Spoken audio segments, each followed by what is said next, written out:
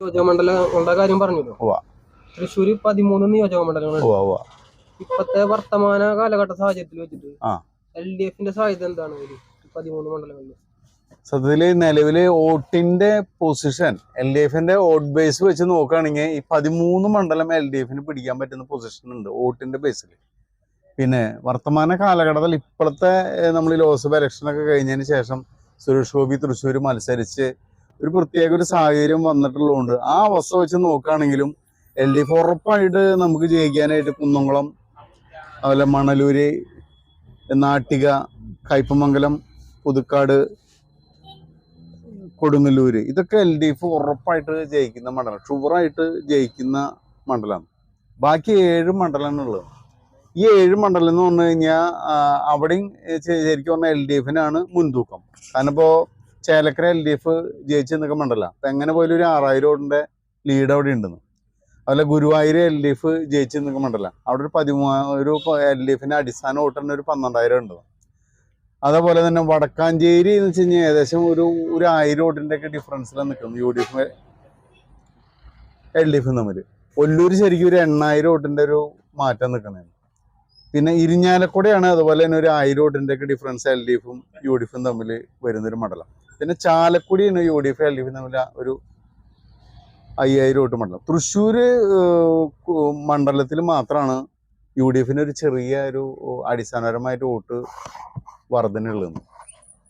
അതുകൊണ്ട് UDFന് മാക്സിമം മരിച്ച് ഫീൽഡ് ചെയ്ത് എല്ലാ സാമുദായിക സംഘടനകളുടെ വോട്ട്, ഇപ്പം അൻവർ വിഷയം അല്ലെങ്കിൽ എല്ലാം അങ്ങനെയൊക്കെ വരികയാണെങ്കിൽ തന്നെ പരമാവധി മാക്സിമം വന്നാലും 7 സീറ്റാണ് കിട്ടാനായിട്ട് പറ്റുള്ളൂ. പക്ഷെ LDFന് 6 സീറ്റ് ഉറപ്പാണ്. മാത്രമല്ല ശരിക്കും പറഞ്ഞു കഴിഞ്ഞാൽ 13 സീറ്റ് വരെ പിടിക്കാനുള്ള വോട്ടിംഗ് പൊസിഷൻ ശരിക്കും പറഞ്ഞു കഴിഞ്ഞാൽ തൃശ്ശൂർ ജില്ലയിൽ ഉണ്ടെന്ന്. എപ്പോഴും LDFനാണ് മുൻതൂക്കം ഉണ്ടാവുള്ളൂ. കാരണം UDFന് പ്രത്യേക ഒരു തരംഗം, LDFനെതിരെ ഒരു തരംഗം, ന്യൂനപക്ഷ വോട്ടുകളുടെ ഒരു ഏകീകരണം, അത്തരം വിഷയങ്ങൾ വന്ന് ഭൂരിപക്ഷ വോട്ടുകളിൽ BJP കണ്ടമാനം പിടിച്ചെടുക്കുകയും ചെയ്യുന്ന ഒരവസ്ഥ വരികയാണെങ്കിൽ മാത്രമാണ് UDFന് ചാൻസ് ഉള്ളൂ. അപ്പോൾ തന്നെ നമുക്ക് തൃശ്ശൂർ, അതുപോലെ ചാലക്കുടി, പിന്നെ എന്താ പറയുക, ഈ ഗുരുവായൂർ, ചേലക്കര ഒക്കെ ഒന്ന് UDFന് നോക്കാം. കാരണം ചേലക്കര കഴിഞ്ഞ ഇലക്ഷൻ കഴിഞ്ഞിട്ട് LDF ജയിച്ച സ്ഥലമാണ്. സ്ഥാനാർത്ഥിനെയൊക്കെ മാറ്റി ഇപ്പം അൻവറിൻ്റെ ഇഷ്യൂക്ക് വന്നുകൊണ്ട് ഒരു പക്ഷേ ഒരു ഏതെങ്കിലും തരത്തിൽ വരികയാണെങ്കിലും LDFന്റെ ആധിപത്യത്തിന് കുറയ്ക്കാൻ പറ്റില്ല. എങ്കിലും ഒരു ഭാഗ്യപരീക്ഷണം എന്നുള്ള നിലയിൽ നോക്കിയപ്പോൾ ഒരു 7 സീറ്റ് വരെ എല്ലാ ശക്തിയും സ്വരൂപിക്കുകയാണെങ്കിൽ ഒരു പക്ഷേ ആക്കിയെടുക്കാം. എങ്കിലും തൃശ്ശൂർ ജില്ല എന്ന് പറഞ്ഞാൽ LDFന്റെ കോട്ടാന്ന് തന്നെ പറയാൻ പറ്റും. അതാണ് അതിൻ്റെ ശരിക്കും വോട്ടിൻ്റെ പൊസിഷൻ വെച്ചിട്ട് LDFനാണ് 13 സീറ്റിൽ ഒരു 12 സീറ്റ് വരെ LDFന് ഉറപ്പായിട്ട് കിട്ടാവുന്ന പൊസിഷൻ വോട്ടിംഗ് പാറ്റേൺ വെച്ചിട്ട് അവർക്കുണ്ട്. അതാണ് പൊസിഷൻ. 24-ലെ നിയമസഭാ തെരഞ്ഞെടുപ്പിൽ കേരളത്തിലെ വിവിധ നിയമസഭാ മണ്ഡലങ്ങളിലെ വിജയ സാധ്യതകളെ വിലയിരുത്തിക്കൊണ്ട് വിവിധ വീഡിയോകൾ ചെയ്യുകയുണ്ടായി. ആ വീഡിയോയിൽ പറയുന്നത് പ്രകാരം ഉള്ള ഓരോ രാഷ്ട്രീയ പാർട്ടിയുടെയും വിജയ സാധ്യതകൾ എന്തിൻ്റെ അടിസ്ഥാനത്തിലാണ് കണ്ടെത്തിയിരിക്കുന്നത്?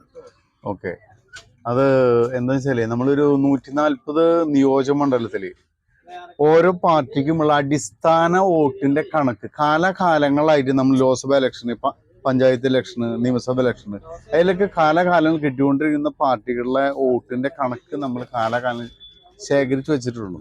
അതിന്റെ അടിസ്ഥാനത്തിലാണ് നമ്മൾ പറയുന്നത്. നമ്മൾ ഉദാഹരണമായിട്ട് നമ്മൾ തൃശ്ശൂർ ജില്ലേനെ മാത്രമായിട്ട് എടുക്കുക, പെട്ടെന്ന് മനസ്സിലാവാനായിട്ട്.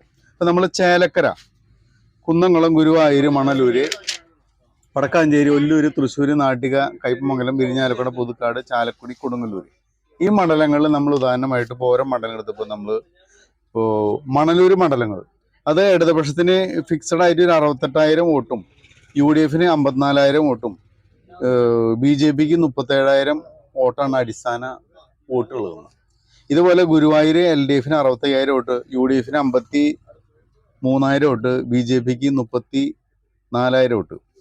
കുന്നംകുളം LDFന് 66,000 വോട്ട്, UDFന് 53,000 വോട്ട്, BJPക്ക് 31,000 വോട്ട്. ചേലക്കര LDFന് 64,000 വോട്ട്, UDFന് 58,000 വോട്ട്, BJPക്ക് 35,000 വോട്ട്. ഇത് അടിസ്ഥാന വോട്ടാണ്. ഇതുപോലെ തന്നെ വടക്കാഞ്ചേരി LDFന് 70,000 വോട്ട്, UDFന് 69,000 വോട്ട്, BJPക്ക് 28,000 വോട്ട്. ഒല്ലൂര് LDFന് 66,000 വോട്ട്, UDFന് 58,000 വോട്ട്, BJPക്ക് 27,000 വോട്ട്. തൃശ്ശൂര് LDFന് 43,000 വോട്ട്, UDFന് 48,000 വോട്ട്, BJPക്ക് 33,000 വോട്ട്. നാട്ടിക LDFന് 65,000 വോട്ട്, UDFന് 47,000 വോട്ട്, BJPക്ക് 39,000 വോട്ട്. കയ്പമംഗലം LDFന് 65,000 വോട്ട്, UDFന് 40,000 വോട്ട്, BJPക്ക് 28,000 വോട്ട്.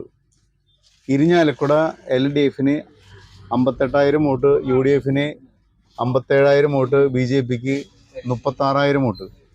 പുതുക്കാട് LDFന് 67,000 വോട്ട്, UDFന് 48,000 വോട്ട്, BJPക്ക് 39,000 വോട്ട്. ചാലക്കുടി LDFന് 63,000 വോട്ട്, UDFന് 58,000 വോട്ട്, BJPക്ക് 28,000 വോട്ട്.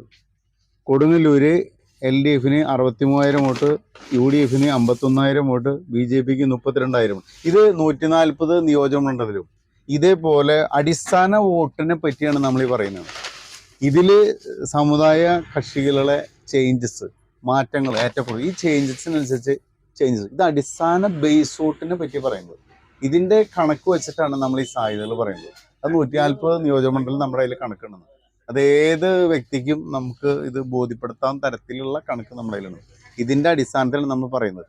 അത് സാമുദായിക സംഘടനകൾ അതാത് സമയത്തെ ട്രെൻഡുകൾ, മത സാമുദായിക രംഗത്തെ അതാത് ഇതിനനുസരിച്ച് ചെറിയ വേരിയേഷൻ മാത്രമാണ് വരുന്നത്. അതുകൊണ്ട് ഒരിക്കലും എല്ലാ വോട്ടുകളും അങ്ങോട്ടും ഇങ്ങോട്ടും മാറി പോകുന്നില്ല എന്ന്, ചെറിയ വേരിയേഷൻ മാത്രം. ഇതാണ് ഇതിൻ്റെ പിന്നിലുള്ള കാരണം. അപ്പം ഞാൻ പറഞ്ഞത് മനസ്സിലായില്ല. ഓക്കെ, ശരി.